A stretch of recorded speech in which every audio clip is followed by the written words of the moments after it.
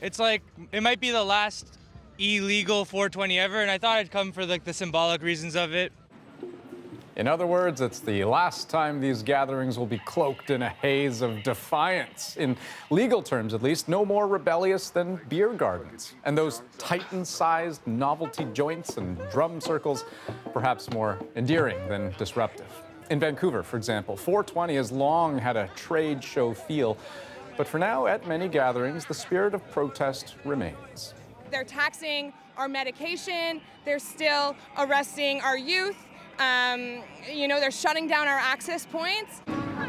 It would appear the core message of this day, that pot shouldn't be criminalized or stigmatized, has, for the most part, won.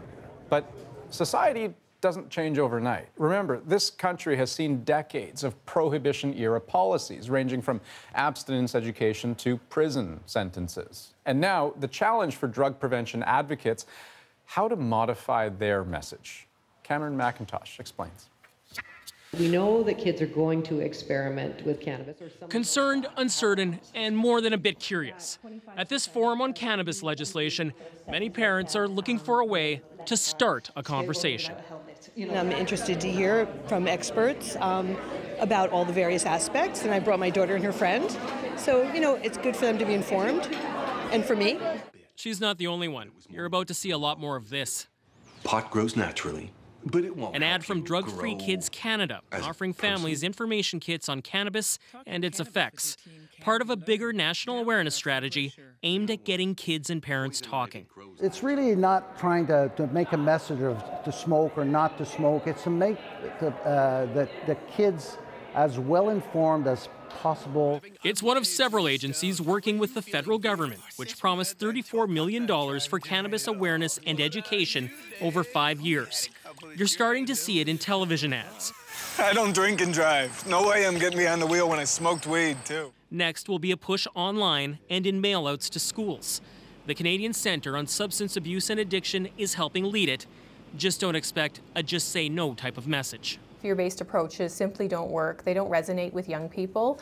Young people, what they've told us through our research is that they want to hear both sides of the story on cannabis. Primarily, its effects on development and motor function.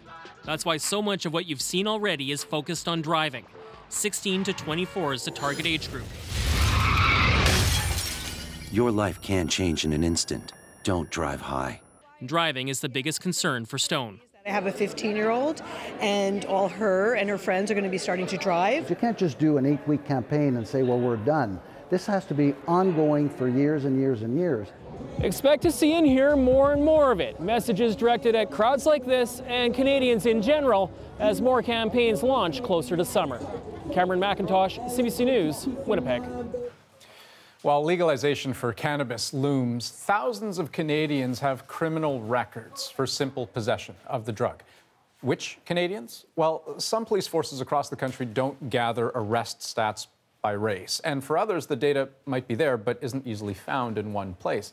In Vancouver, for example, from 2015 to 2017, we know that Black residents are just over 1% of the population, but make up 5% of arrests for simple marijuana possession. Indigenous residents represent 2.5% of the population, but more than 14% of arrests. Still, where criminalization has hurt the Indigenous population, on some First Nations reserves, legalization is being viewed as an opportunity. Jose Barrera spent months looking into the explosion of cannabis businesses on reserve, where entrepreneurs aren't waiting for permission. On a slow day, 5 grand. On a fast day, 10. The pot business has been good in the Mohawk community of Tenanega. More than 20 shops sell cannabis in this community of about 2,000. Jamie Kunkel owns Smoke Signals. He thinks the economic potential from legalization could end Tenanega's dependence on money from Ottawa. This industry has the ability that you could just go, we don't need it. But he doesn't believe any government, Canadian or Indigenous, has any say in how those businesses should run. They don't have rights, nor do they have the right to negotiate about my rights. And the chief says there's little the band can do to control the growing industry. But it doesn't matter what I say; they're going to do it because they're going to exercise their free will to participate in the economics of this industry. Since it will be up to the provinces and territories to enforce regulations, and because bans are governed by the Federal Indian Act, Miracle says it's an open question whether provincial pot laws will apply on reserve. It's a national constitutional question because the First Nations people have not surrendered their right to have to pursue an economy. But the provinces and the federal government say the law will apply. The sale of any cannabis or the production of any cannabis outside the license regime is a criminal offense. It's a criminal offense today and it will remain a criminal offense with the new legislation. Law enforcement is already a fact of life in the Iroquois community of Six Nations, where the First Nations police force is cracking down on dispensaries. They came in like they're robbing a bank. A slow night at Seth Lafort's Mohawk Medicine store suddenly upended. There's a cop there with an AR, and he points a gun at her.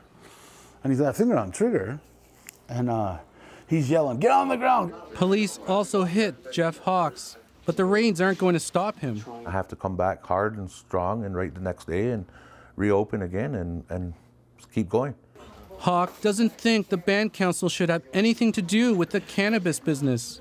I don't fully support the ban. I try not to, but I think myself it should be up to the people.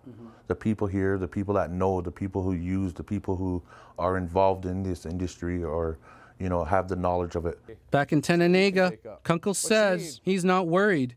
He lived through the 3-decade-long battle over untaxed tobacco sales, and the tobacco shacks remain. Like I said 22 years ago, when it comes to tobacco, if you want to bring the fight to our front door, it's worth us fighting for.